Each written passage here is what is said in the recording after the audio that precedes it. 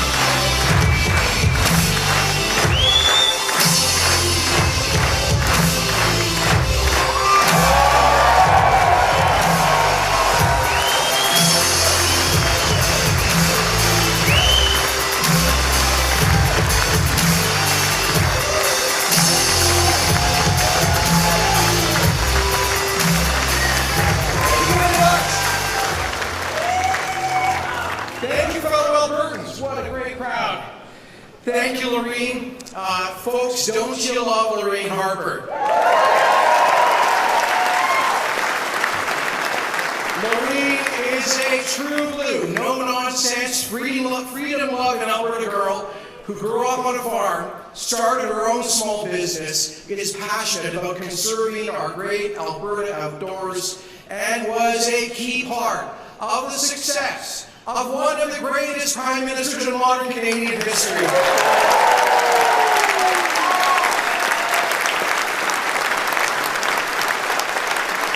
So thank you, Lorraine, for being such an amazing representative of both Alberta and of Canada. Boy, it's warm in here, folks, isn't it? All right, crank up the AC because it's going to be a while, all right? Friends, 862 days ago, tens of thousands of Albertans came together in an historic democratic decision to embrace unity, to focus on the future, to put Alberta first by creating this new movement, Alberta's United Conservative Party. And 229 days ago, Albertans gave us their confidence through the largest democratic mandate in our province's history, with over 1 million votes being cast for a party in the first time in Alberta history.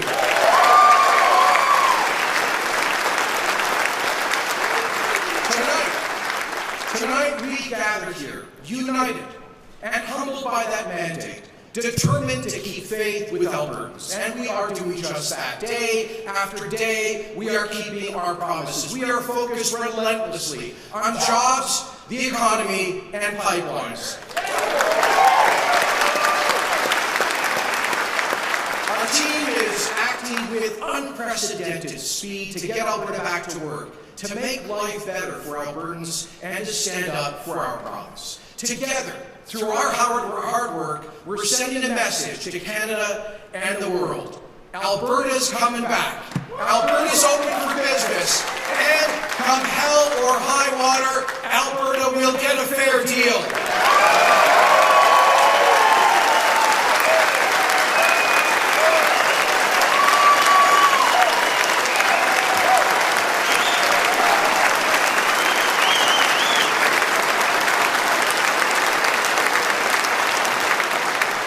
So thank you all for being here. Thank you for the sacrifices that you make to fight for a strong and prosperous Alberta. Thank you to our delegates, to the tens of thousands of members, volunteers and donors who you represent. Thanks to our provincial board, to the policy committee, to the folks that organized this huge and successful AGM. Thank you for all that you do for our province. Give them all a big hand.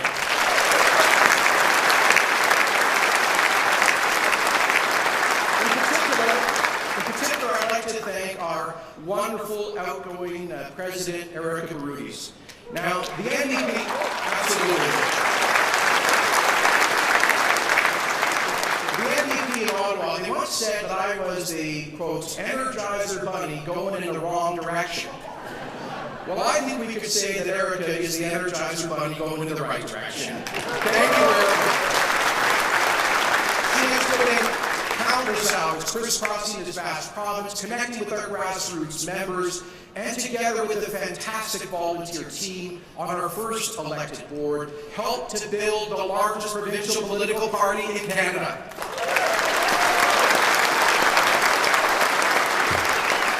Congratulations to our incoming president, Ronnie Becker, and to all of those who put their names forward for our board in a spirit of servant leadership.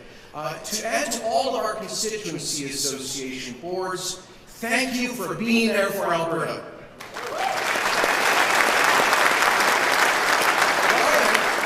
Ronnie Becker, our new president, comes from one of my favorite places, a little hamlet in our far north called Lacrete.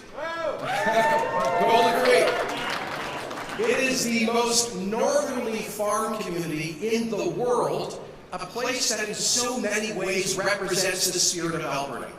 The Cree and Deniqua peoples overcame the rugged elements to build communities in that region for millennia, traveling the mighty Peace River to trade with other tribes as our first entrepreneurs. In fact, the name of the Peace River comes from a treaty that ended years of warfare between them.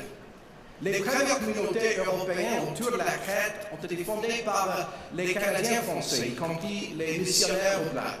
And since the 1930s, Lacrete has been a refuge and a new beginning for Mennonite families from around the world, often fleeing persecution to seek religious freedom and opportunity as frontier people in the newest part of the New World. It's a remarkable story, and those families continue to clear and plow virgin soil like the prairie pioneers of over a century ago. They are tough people, driven by a relentless work ethic, many working to harvest lumber in the cold northern winter, farming in the summer, and taking oil field jobs on the side. They have built a compassionate, resilient community where people take care of one another in times of need, just as they did this past summer, opening their homes to Indigenous evacuees from the northern wildfires. The Rebel Boys from the great country group High Valley sing these words about their hometown Lacrete in their song, Come On Down. They say, our arms are always open, sawmills, farms, and refineries. Yeah, that looks like home to me. Out here in the country, we leave the light on for you, and we never lock the door. Just come on down to the land of milk and honey. That's the Alberta spirit. That is the Alberta spirit. Looking at a cold, remote, northern farming hamlet where everything has been drawn by blood, sweat, and tears, and seeing it as the land of milk and honey.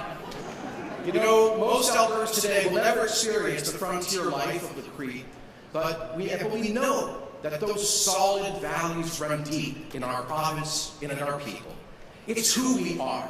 That's why Alberta's motto is for us a leader, strong, and free. Newcomers, that's right.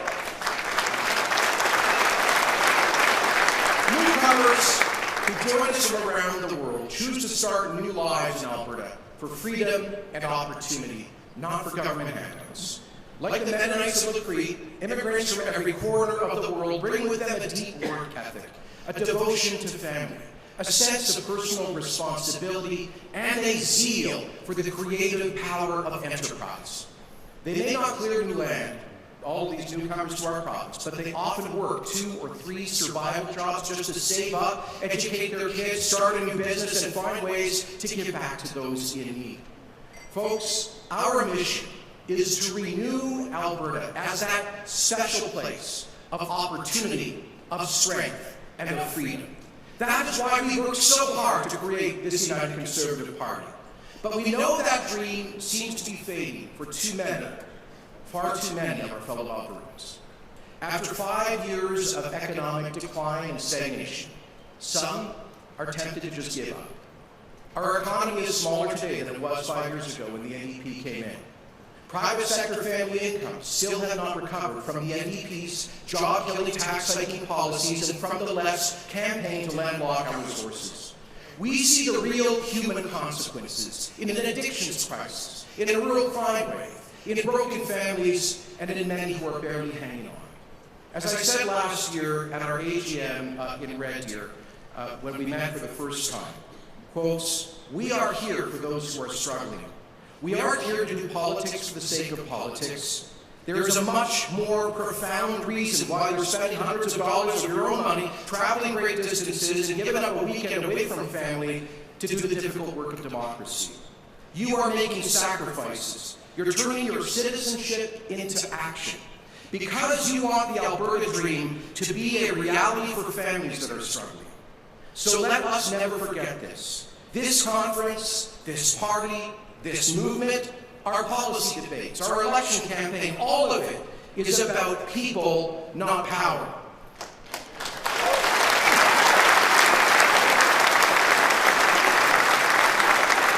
And I would say, let us dedicate ourselves to being servant leaders, each in our own way, to serve the people of Alberta, to empower them with greater freedom and opportunity to find compassionate, common-sense solutions to the challenges that we face, and to fight without apology every single day for the people of this province.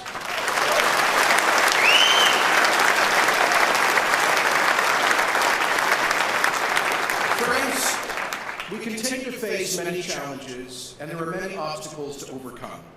But we cannot yet undo the damage. Well, there we go. Like I say, the NDP tried to turn the lights out in this province, we're going to keep them on.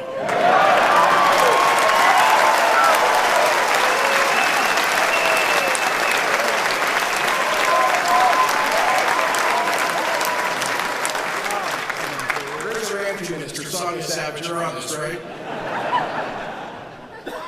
We cannot undo the damage of the NDP's disastrous economic policies and their jobs crisis overnight. We just can't. We can't simply restore the confidence of job creating and investment by flicking a switch. It actually said that here. And it will take time to break through the blockade of Alberta energy imposed by the foreign-funded special interests. But make no mistake, we are doing everything within our power to get Alberta's economy rolling, to create jobs, to bring back investment, to get pipelines built, to diversify our economy, to get a fair deal with the Federation, and to restore hope for a brighter future.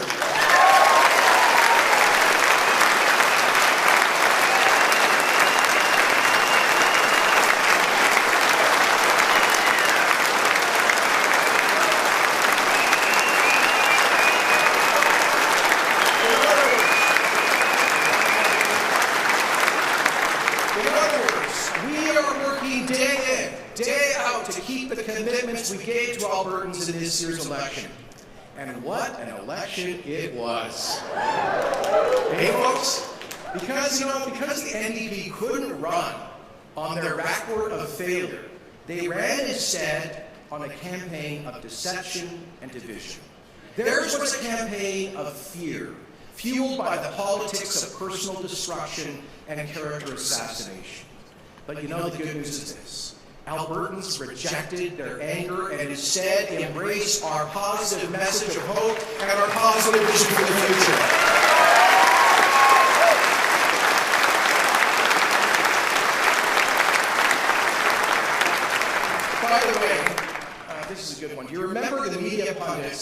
and the phony polls claiming that the election was tightening. It was a real horse race, and that the NDP leader was hugely popular. Well, in the end, when the voters were allowed to speak, we were honored to receive 55% of the popular vote, a 22-point lead over the NDP.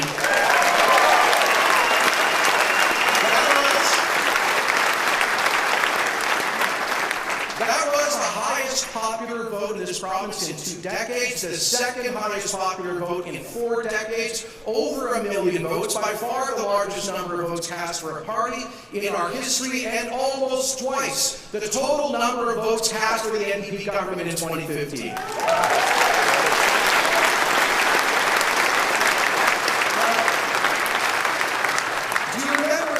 Same pundits claiming that a united Conservative Party couldn't possibly work, right? They said that we couldn't really unite free enterprise Albertans under one big tent, that we had too many differences and divisions. Well, guess what? We received nearly 270,000 more votes this spring than our 2 legacy parties did combined back in 2015. Albertans yet again proved the pundits wrong. And thanks to your vision, we embrace the path of unity. And now we have proven undeniably that we are stronger united.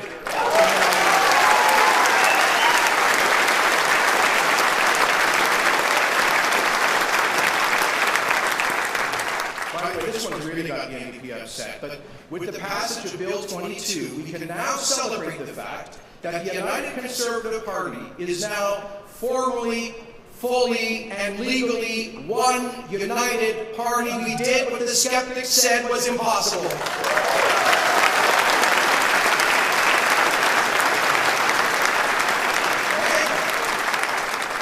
We received our mandate from every part of Alberta society, winning the confidence of rural and urban folks, women and men, young and old, long-time Albertans and newcomers.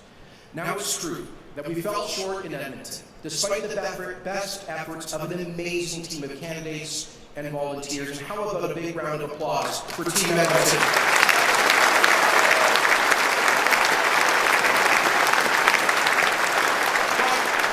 But folks, that's not a new challenge for free enterprise provincial parties in this province. And thankfully, we elected a strong Edmonton Region team led by the amazing Casey Madu, right here.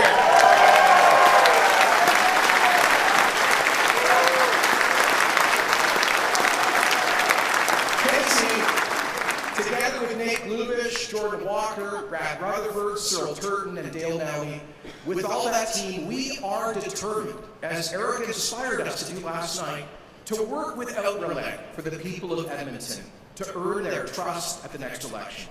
And by the way, this is interesting, in last month's federal election, 63% of the folks in the Edmonton region voted Conservative, and only 16% joined Rachel Notley in voting for the Lead Manifesto NDP.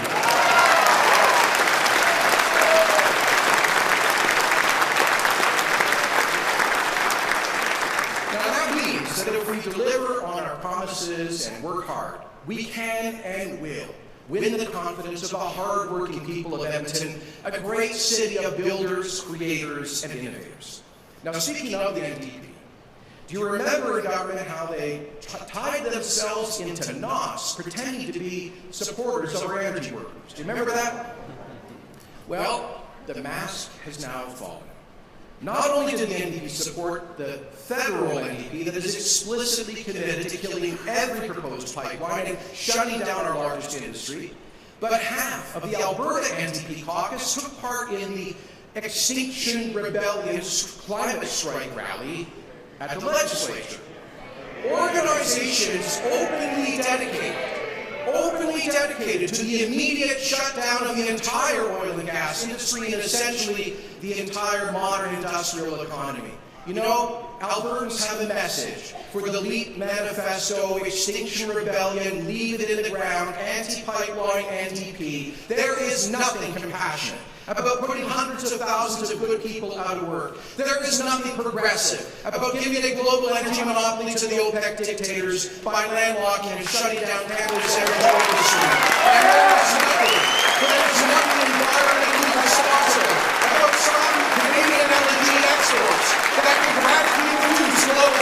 two initiatives.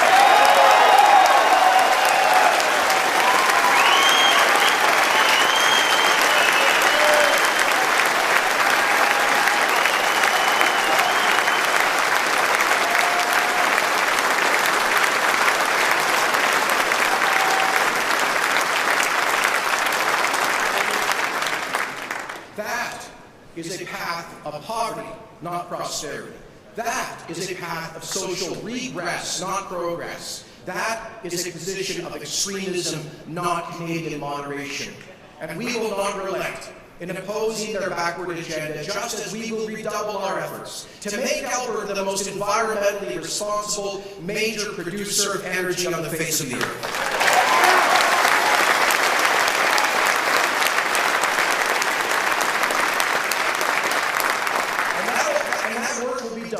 By an amazing, talented team that Alberta elected on April the 16th.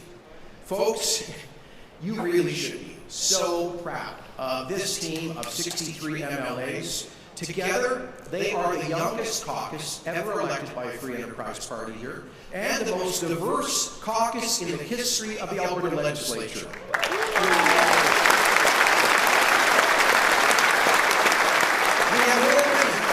We have more women in our caucus and cabinet than any free enterprise party in Alberta history, and they earned their way to the legislature through open nominations because we believe in equality of opportunity, not NDP-style quotas.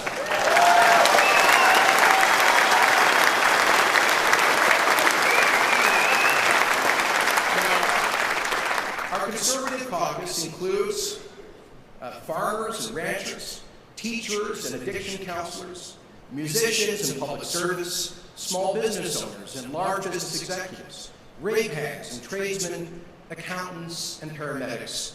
And it's true, we've even got a couple lawyers. Amongst them, 13 languages are spoken.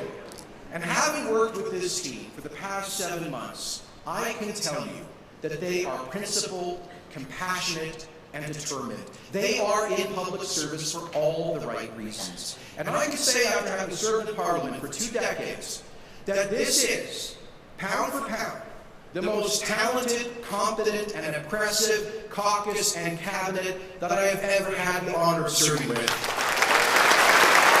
true. Let me ask our whole caucus to stand and be recognized for the great work that they are doing for Alberta.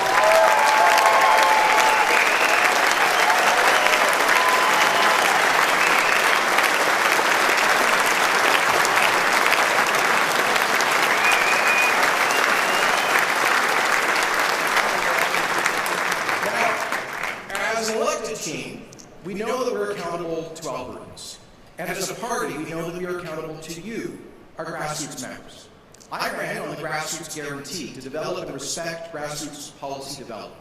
The kind of policies that you've been working on in community halls and church basements over the past few months and debating here on this floor today. As your leader, I want to report some good news to you. We've done an analysis of the 115 policies adopted by you, our membership, at our May 2018 annual general meeting. Of the 115 resolutions, 107, or 93%, were included in our platform or are reflected in this government's policy.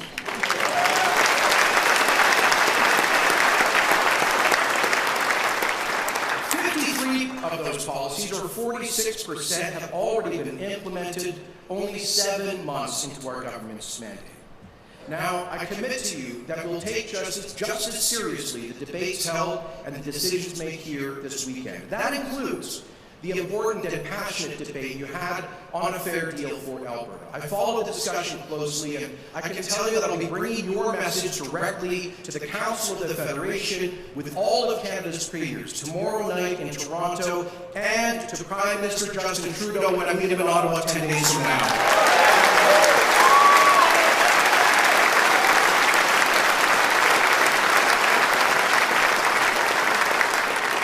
Of course, the government also has a much broader accountability than to members of this party. Sometimes, for legal, fiscal, or practical considerations, for reasons like that, sometimes we cannot implement certain party policies, but I think 93% is pretty good proof that we are listening to our grassroots volunteers and that we're on the right track. Now, ultimately our government will be judged by Albertans on how we've kept our commitments to them. So let's be honest.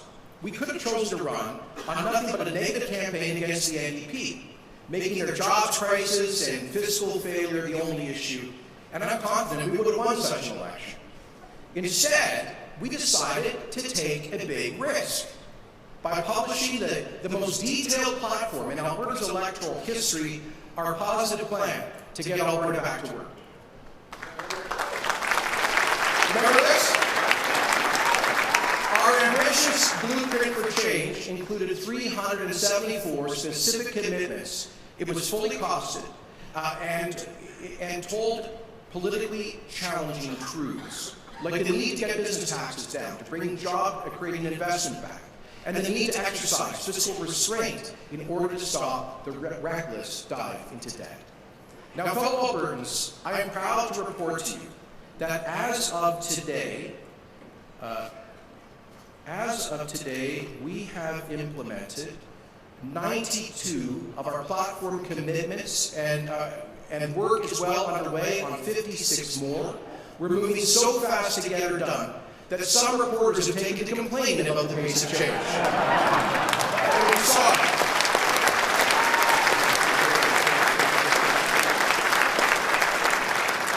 One of them tweeted the following just the other day, quotes, "The UCP government will be hosting 3 different news conferences today. Another day, another barrage of information where the average voter just throws up their hands trying to keep up with everything going on," unquote. Well, I've just got 2 things to say about that. First of all, you got a pretty low opinion about the ability of Albertans to follow what matters. And secondly, you ain't seen nothing yet. We're just getting started.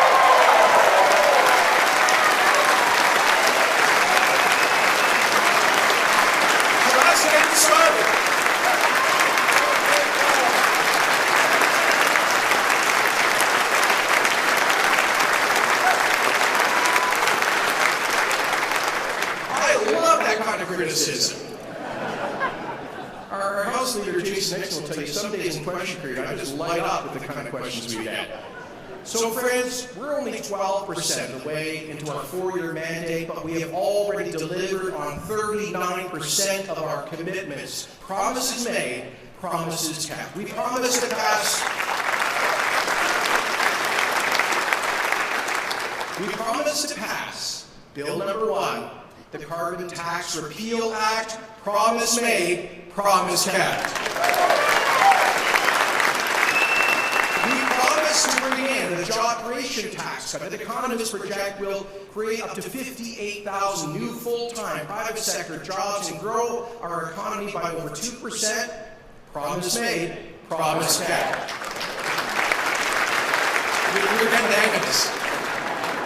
We promised to pass the Open for Business Act, bringing balance back to labor laws, to encourage new job creation, and to restore workplace democracy with a secret ballot vote. Promise made, promise kept. We promised to pass a red tape reduction law, appoint a red tape reduction minister, and cut job-killing red tape by 1/3 over 4 years. We're well on our way there. Promise made, promise kept. We promised to scrap the NDP's unconscionable Bill 6 attack on our farmers, and following consultations, to introduce a Farm Freedom and Safety Act. Thank you, Minister Grecian. Promise made, promise kept. We promised to stop the NDP's drive to politicize the school curriculum, and we promised to develop a modern curriculum focused on teaching essential knowledge and skills. Promise made, promise kept.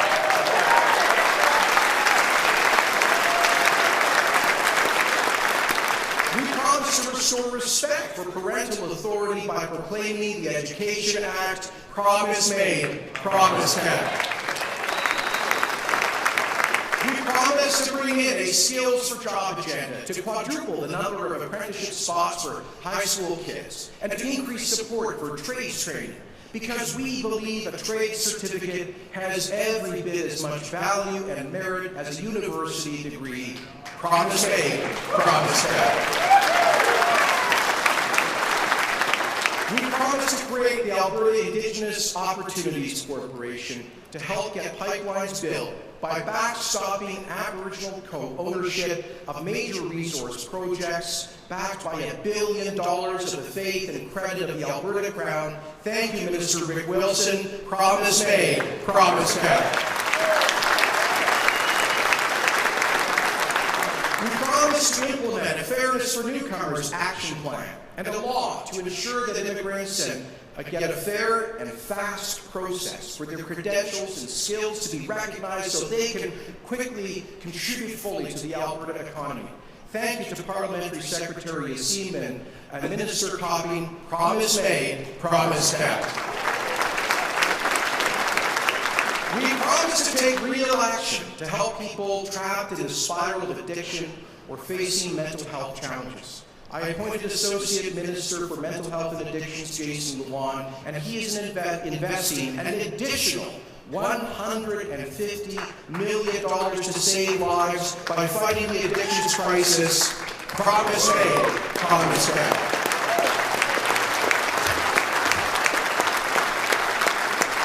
We promise to bring back Senate elections. Easy peasy. Promise made, promise kept. We promised to pass a recall law so you can hold us to account between elections. And guess what? MLA Mark Smith beat the government to the punch with his own private member's bill, which I expect will be law shortly. Promise made, promise kept. We promised to sue the federal government, challenging the constitutionality of their threatened carbon tax. Promise made, promise kept. Thank you, Justice Minister Schweitzer. We promised to fight Bill C-69, the No More Pipelines Law.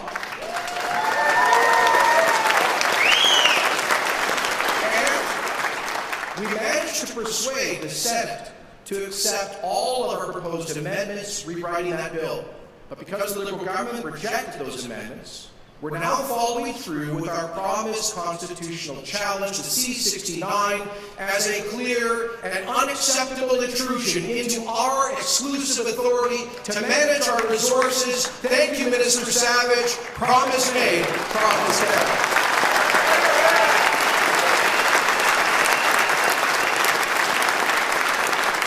We promised to implement a fight-back strategy to stand up for Alberta's resources. So we've launched the Canadian Energy Centre, the public inquiry into the foreign-funded campaign to block our resources, the Indigenous Legal Defence Fund, and we proclaimed into law the so-called turn-off-the-taps legislation on day one. Promise made, promise kept. We promised to appoint an expert panel to advise us on how to bring Alberta's finances in order and how to implement a credible plan to balance our budget in this term of government. Thanks to the work of our brilliant Finance Minister, Travis Hayes, that's another promise made, promise kept. Folks, I could go on all night, but I think you get the point. So let me pause for just a couple of minutes to talk about that last promise, to talk about getting our province's finances in order. Now, the day after the spring election, I got up to Edmonton and I was briefed by senior public servants at the Department of Finance about the state of our finances. They revealed a $6 billion hole in the NDP's fiscal plan. The NDP, it turns out, had over-projected revenues in the fiscal year 2022-23 by more than $6 billion. Now, to be clear, that revenue shortfall had absolutely nothing to do with our job creation tax cut or our carbon tax repeal, the costs of which were fully reflected in our balanced budget platform. And even though our platform was based on a more conservative private sector forecast than the NDP's budget, the actual projected revenues turned out to be about $1.5 billion lower than what we thought they would. We then appointed the expert panel on Alberta's finances, chaired by former NDP Finance Minister Dr. Janice McKay. And these independent experts came back with startling findings. They concluded that Alberta is in a, quote, fiscal crisis, and that if decisive action is not taken now, the debt will grow out of control, consuming an ever-increasing share of tax dollars and forcing deep, painful cuts in the future. The panel concluded that the NDP plan had given Alberta the biggest per capita deficit in Canada and the fastest growing debt. We were on track for a debt of over $100 billion by the end of this term, which would mean spending up to $4 billion a year in interest payments to bankers and bondholders instead of delivering healthcare and education in Alberta. Now, the panel diagnosed a serious spending problem in Alberta. They found that we spend 20% more per person than the average amongst comparable provinces. And if Alberta were simply to spend the same level as other provinces, we'd be spending $10 billion less than we are. We'd be operating at a $3 billion surplus instead of an $8 billion deficit. And what's worse, we don't get the results to justify that. In healthcare, for example, with the youngest population in the country, we should have the most efficient health system, but in fact we spend 20% more than in other provinces. And yet we have lower life expectancy, higher infant mortality, and generally longer surgical wait times. What's going on? In higher education, as Minister Nicolaides will point out, we spend 50% more per student than Ontario, but we have lower university enrollment and completion rates. Folks, in light of these facts, we had a choice to make. We could do what other governments have done for too long and just kick the can down the road, delaying the inevitable as the debt grows and grows and threatens the viability of healthcare and education. Or we could break our word and massively raise taxes. But the NDP already tried that, hiking taxes on job creators, on incomes, on property, and on everything through their carbon tax. And their tax hikes helped to push Alberta into a recession. Revenues went down, and we still haven't recovered. Tax hikes are not the solution. Or, here's the third option. We could act finally to bring Alberta's spending in line with our means. We could try to become at least as efficient as other provinces. And that's what we chose to do to keep our commitment to stop mortgaging our future. It was the right choice.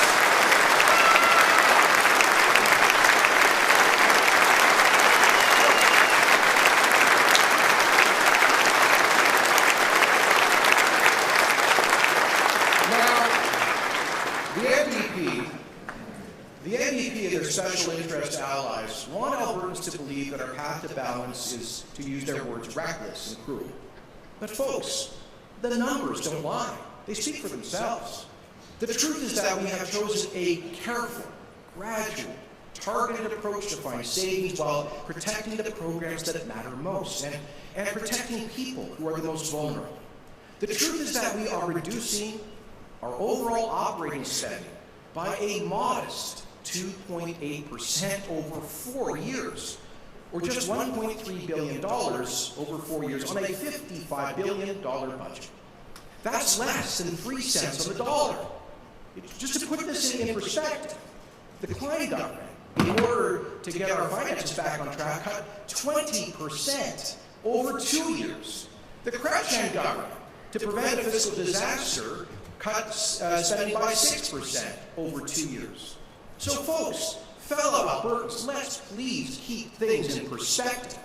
Is there anyone in Alberta, anybody who hasn't had to find savings of a few pennies on the dollar in their own household budget from time to time? The truth is this, you know this. Many Albertan families have lost nearly everything in recent years, and thousands of businesses have gone under. Surely the most expensive government in North America can do what families have to do around their kitchen tables every year, to make choices. We have made choices. We've chosen to keep our commitment to protect healthcare and education. In fact, under our plan, the healthcare budget is actually increasing and the education budget is flat. We've also chosen to protect the most vulnerable with significant budget increases in community and social services, led by Minister Rajan Sawhney, and children's services, led by Minister Rebecca Schultz. That means more support for persons with disabilities and more support for children in care. Of course, it's going to be challenging to shift from huge, endless annual spending increases and the biggest spending government in the country to live within a budget in health and education. It's going to require difficult choices, reforming programs, doing things differently, and focusing on priorities. But we, after all, we are Albertans. We're up to a challenge like this. Surely we can learn from other jurisdictions and from the private sector on how to innovate, how to use technology, how to cut administrative waste, and how to get more bang for the taxpayer's buck.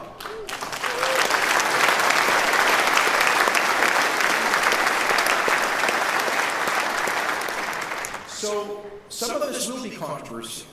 Some of it will invite protests. Saw one today.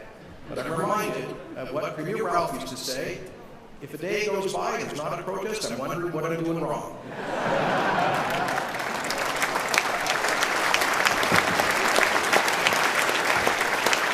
Now, so folks, this truly is a balanced fiscal plan. Not just balanced in terms of the numbers, but in terms of our social obligations, our sense of compassion, and as well as our determination to stop mortgaging the future. Our approach is soft-hearted but hard-headed. Now let me say a word, an important word, to the good folks who work hard delivering our public services. Albertans respect the work that you do, as does this government. We want to empower you to create a high-performing government that delivers services more efficiently, reducing internal red tape, empowering frontline workers. We also want to challenge you to help us find reasonable savings in what is the biggest spending and best paid public sector in Canada. Albertans have told us that they will not accept or pay higher taxes. They know that the best way to balance the budget is to grow the economy, and that higher taxes will further stifle rather than create jobs and growth.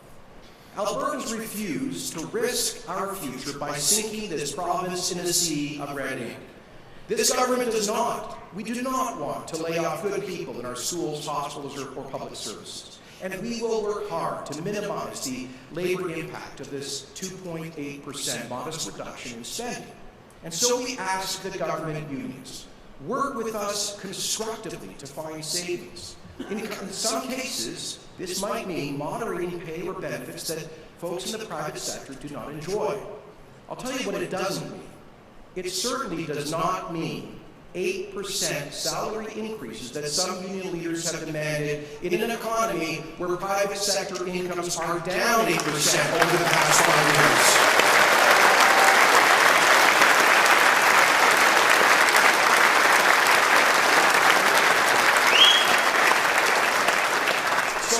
Like I say, there are no easy choices, but let us together choose the path of cooperation, not confrontation. Let us all remember that Albertans in the private sector have gone through years of adversity and cannot pay more.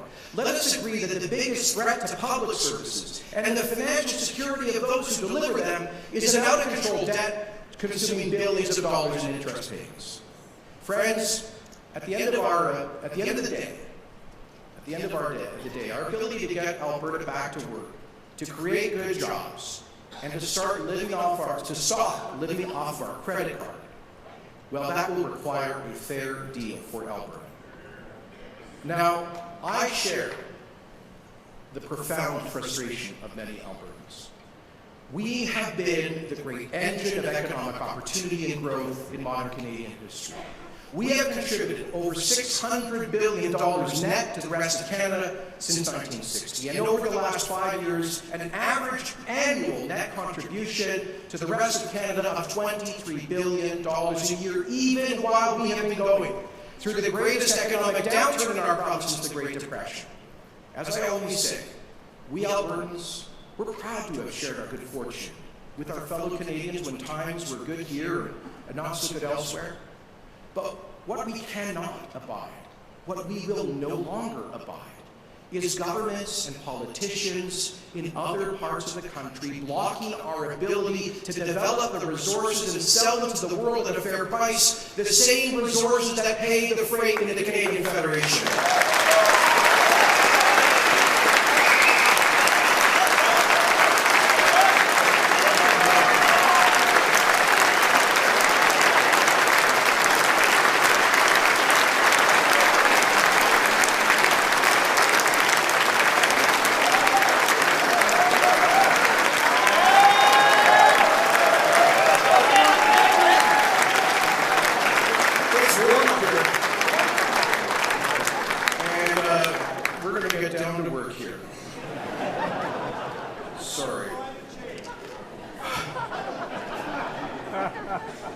Folks, we hoped the October federal election would produce a change of course in Ottawa that would lighten some of the hostile, destructive, and discriminatory policy actions aimed at Alberta, that it would mend the divisions that welled up in Canada during the Trudeau government's first term. But that hasn't happened. Instead, the election exacerbated those divisions. Albertans know this, and they want us to respond boldly and assertively, and so we are. As Premier, it is my democratic duty to stand up for Alberta. And as a proud Canadian who believes this is the greatest country on the face of the earth, it is my patriotic duty to defend national unity against those who are driving wedges in our country. It is my job to explain how their destructive economic agenda is hurting working women and men here in Alberta and across Canada. It is my mission to make them understand that by relentlessly targeting the engine of our national economy, they are pitting Canadian against Canadian. Energy policy has been Ottawa's primary instrument for inflicting discriminatory economic pain on Alberta, but it's not the only one. As a result, when we took a $7 billion revenue hit due to the global oil price crash in 2015, our stabilization payment, that's like supposed to be an equalization rebate, was only $250 million, equal to just 1% of our net fiscal transfer to Ottawa that year, when it should have been $1.6 billion. The same thing happened again next year, when we were shortchanged another $380 million. Together, that's $1.75 billion that we should have received from Ottawa to reflect the crash year, but we didn't. It's pretty hard to see actions like these as coincidental, especially in combination with Ottawa's stubborn refusal to help Alberta with other serious problems, like the pine beetle infestation that threatens our forestry industry, and the threat posed by thousands of resource jobs because of an effort to sterilize huge swaths of our province. Folks, I get it. I am as fed up as anybody, and frankly, many Albertans are afraid. They fear where our economy, our province, and our country are headed. As I toured the province over the past 3 years, leading up to this year's election, I saw fear in the eyes of laid-off oil patch workers and their families, in business owners hanging on by the skin of their teeth, in local councillors dreading how to pay for public services as local tax revenues disappeared, in energy company CEOs with exhausted lines of credit who just couldn't lay off any more employees, and in police officers, social workers, and healthcare providers overwhelmed by the explosion of homelessness, crime, and addiction. This could not be more serious. The suicide rate in Alberta is 50% higher per capita than the province of Ontario. And according to the University of Calgary School of Public Policy, for every 1% increase in our unemployment rate, we have seen 16 additional suicides. And so for many, this is literally a matter of life and death. So yes, a growing number of Albertans are afraid for our future. And we've had it with the Laurentian elite's indifference to this adversity.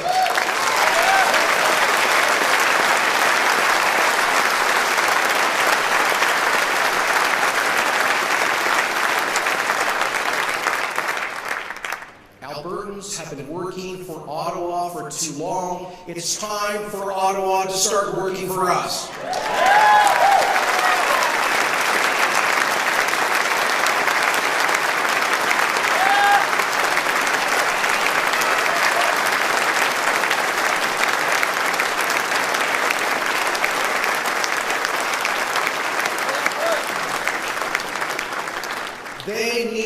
us halfway. They need to stop talking, or they need to stop taking us for granted, and they need to start listening to us. They need to stop making it harder for us to jumpstart our economy. They need to understand that they're killing the golden goose. They have both fists wrapped around the throat of that goose, the source of the gold that pays for quality public services across Canada, and they're squeezing it hard. But despite all this anger and frustration, we're not going to lose our heads, because Albertans are practical people. We're not unreasonable people. Nothing we're asking for is unreasonable. We are not seeking a special deal. We are simply seeking a fair deal.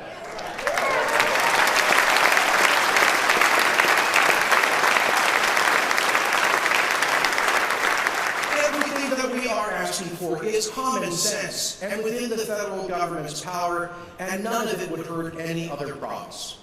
I want to say that what we're looking for is a fair deal that respects the Canadian Constitution and gets Ottawa out of our way so we can do what we do best, what Alberta has always done, to grow our economy, to get our people back to work, and to generate an outsized share of Canada's wealth. As I said earlier, our government is prepared to deploy every legal, economic, and constitutional tool at our disposal to maximize our leverage and to win a fair deal for Alberta in Canada. We will begin. We already begin on so many fronts, but we will continue by opening offices in Ottawa, Quebec, and British Columbia to create an on-the-ground presence that will defend our province's interests. We will strengthen our democratic reform agenda, and this got very little media attention, but folks, this is a big deal. We will strengthen our democratic reform agenda, and this is not just subject to consultation, this is a commitment. We will introduce a Citizens Initiative Act that will allow Albertans to petition for referendums to be held on matters of widespread public concern.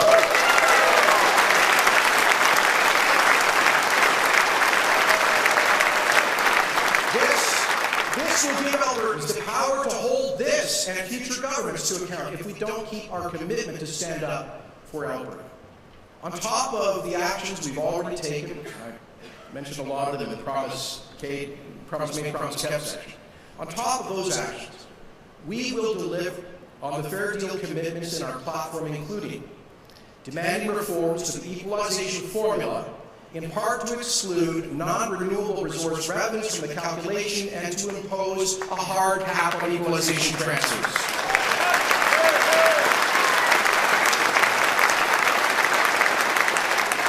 And if we do not get a coastal pipeline, and if we do not get the repeal or substantial rewrite of the No More Pipelines law, yes, we will hold a constitutional referendum to delete equalization from the Canadian Constitution.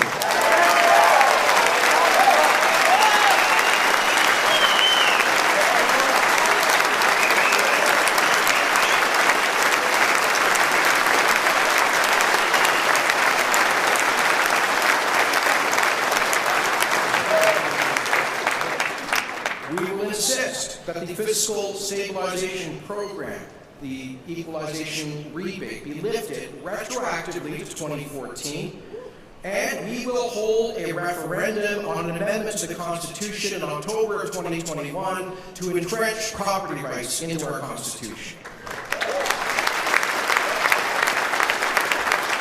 We will hold elections for Alberta nominees to the Senate of Canada, further to the recently renewed Senate Election Act. We will insist that for the next Senate vacancy, and I was told that Senator Grant Mitchell just resigned, we will insist that seat be filled by Mike Shake, who was elected to represent us in the Senate of Canada.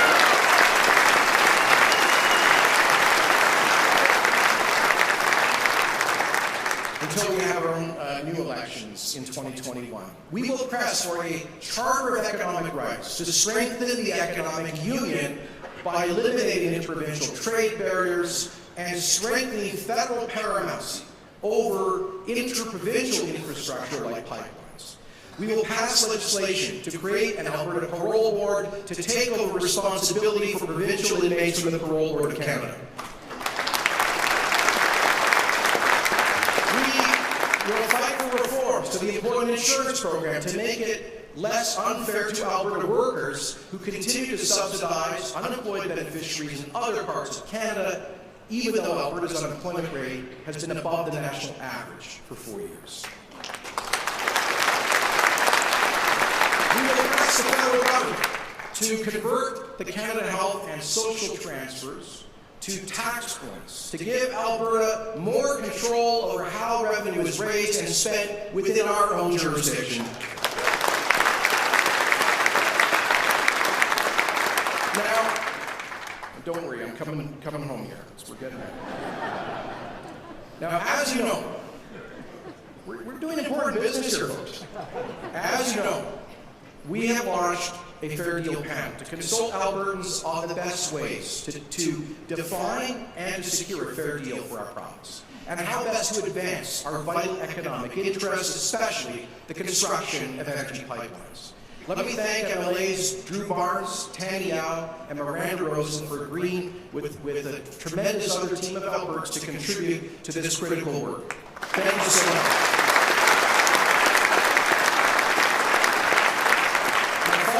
Earlier, I saw that our members were in violent agreement with the following, so let me be clear. The panel will consider whether the following measures should advance or would advance the province's interests. 1. Establishing a provincial revenue agency to collect provincial taxes directly by ending the Canada-Alberta tax collection agreement, while joining Quebec in seeking an agreement to collect federal taxes within the province. Number 2, we will study creating an Alberta pension plan by withdrawing from the Canada Pension Plan.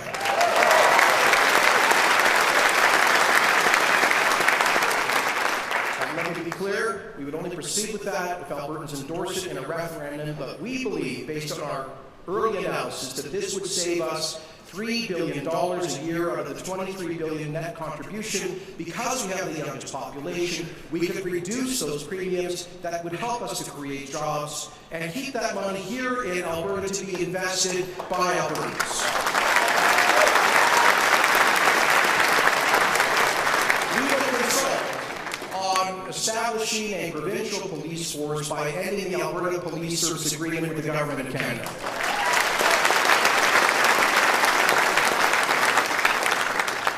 We will look at copying Quebec's practice of playing a larger role in international relations, in part by seeking Alberta representation in treaty negotiations that affect our interests.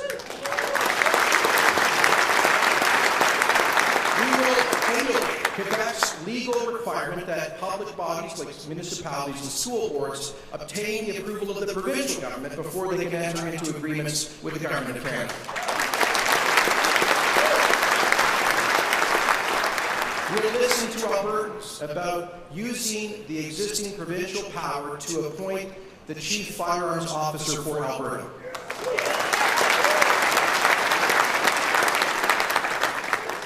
We will seriously look at opting out of federal cost-share programs, demanding full compensation, such as the federal government's proposed farm care program. If it's good for Quebec, then it can be good for Alberta too.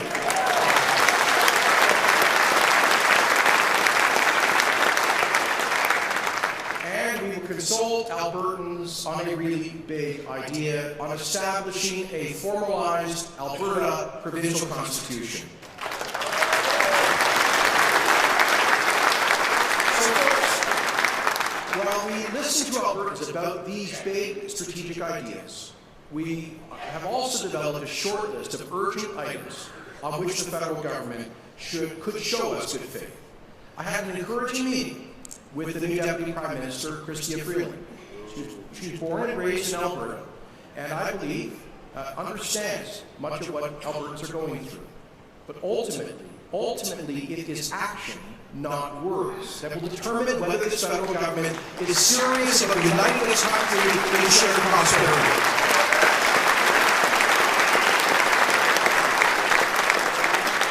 So in 10 days, several members of our cabinet and senior officials from our public service will join me in Ottawa to press for immediate action on the following. 1. obtaining firm guarantees on construction and completion of the Trans Mountain Pipeline, including clear willingness to ensure that the rule of law is respected and applied. All of Alberta's leverage will be focused on this essential goal.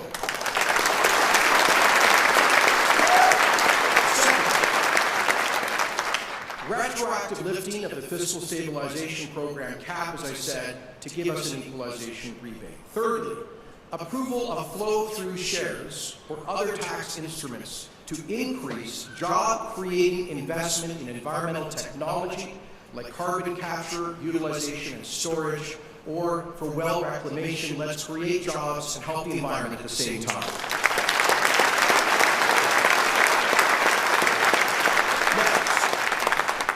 Clear support for future liquefied natural gas projects that will significantly reduce GHG emissions by accelerating coal to gas conversion in the developing world. We need the federal government to buy into the vision of Canada as one of the largest sources of liquefied natural gas.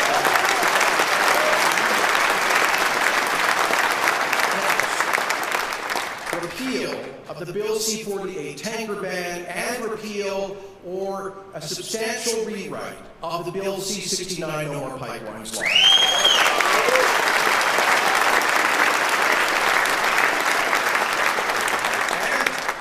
And establishing equivalency agreements for Alberta's new technology innovation and emissions reduction program introduced by Minister Nixon and our methane regulations.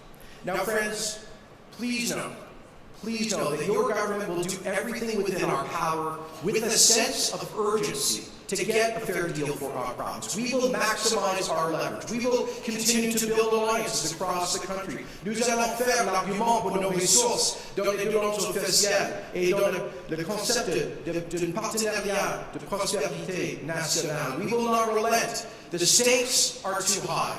But in the end, we must be optimists. The majority of Canadians understand our plight. They support the responsible development of our resources. They support the TMX pipeline. They are grateful for the nation-building role that Alberta has played throughout our history. They understand that we have been a great engine of social mobility and progress. So as we go into this fight for our future, I ask for your support. Our government will make mistakes. We won't secure everything that we seek from the rest of the Federation. But we will always be true to the people of this great province. Folks,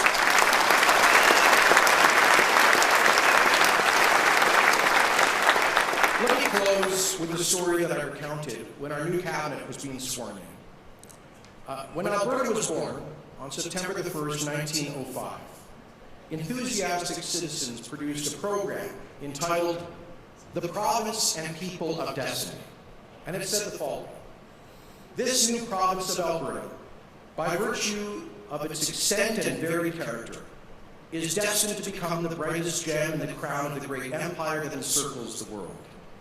It is a delightsome land with its prairies and its mountains, its forests and fertile fields, and a healthy, invigorating climate with perennial youth in the very air. There is avenue and opportunity for every kind of effort and enterprise, quote unquote. Weren't our ancestors right? Fellow Albertans,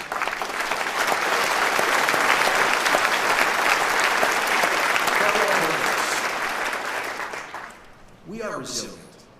We're going to get through this time of adversity. We have each other, and we have the vision, the sacrifices of those who went before us. We are, after all, and always will be, that province and that people of destiny.